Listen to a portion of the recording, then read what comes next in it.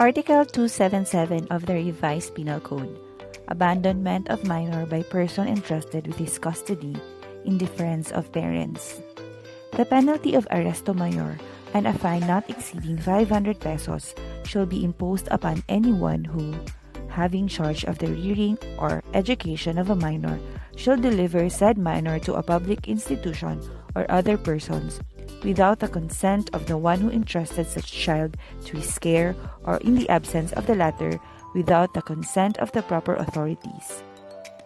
The same penalty shall be imposed upon the parents who shall neglect their children by not giving them the education which their station in life require and financial conditions permit. The case I will be discussing focused on the second paragraph of Article 277 of the Revised Penal Code, or the indifference of parents. Roberto P. de Guzman, petitioner, versus Fernando B. Perez, in his capacity as Secretary of Justice, and Shirley F. Aberde, the respondents. GR number 156013, July 25, 2006. The facts of the case are as follows. Petitioner and private respondent, Shirley F. Aberde, became sweethearts while studying law in the University of Santo Tomas. Their studies were interrupted when private respondent became pregnant. She gave birth to petitioner's child, Robbie Aberde de Guzman, on October 2, 1987. Private respondent and petitioner never got married. In 1991, petitioner married another woman with whom he begot 2 children. Petitioner sent money for Robbie's schooling only twice, the first in 1992 and the second in 1993. In 1994, when Robbie fell seriously ill, petitioner gave private respondent 7,000 pesos to help defray the cost of the child's hospitalization and medical expenses. Other than these instances, petitioner never provided any other financial support for his son. In 1994, in order to make ends meet and to provide for Robbie's needs, private respondent accepted a job as a factory worker in Taiwan, where she worked for 2 years. However, she reached the point that she can no longer support for Robbie's continued education. On the other hand, petitioner apparently did well as he led a luxurious lifestyle.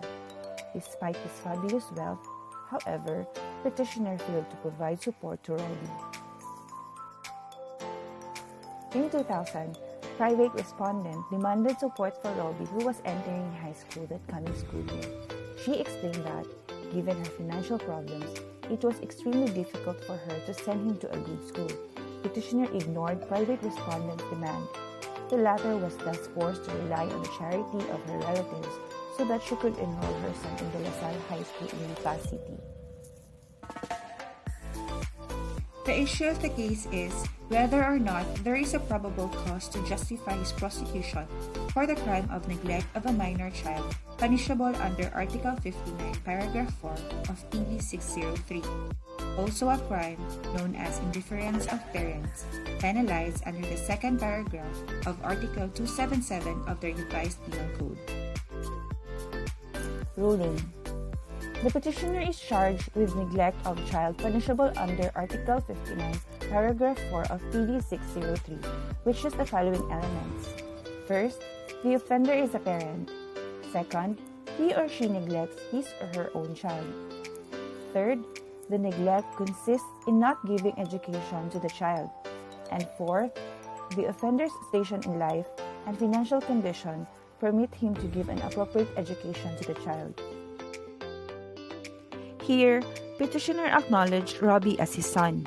He has not denied that he never contributed for his education except in 2 instances. He admitted that the boy's education was being financed by private respondent and her relatives. He stated under oath that the last time he sent material support to his son was in 1994, when he supported the latter's hospitalization and medical expenses. There is a prima facie showing from the evidence that the petitioner is in fact financially capable of supporting Robbie's education.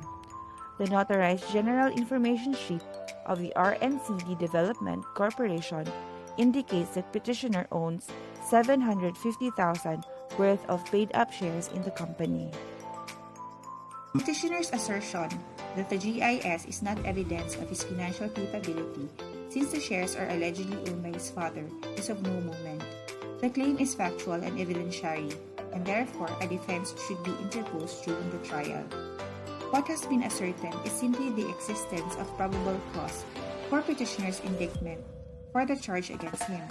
That is, whether there is sufficient ground to engender a well-founded belief that a crime has been committed and that petitioner is probably guilty thereof, and should thus be held for trial. Petitioner's guilt still be proven beyond reasonable doubt in criminal case number 0431-00.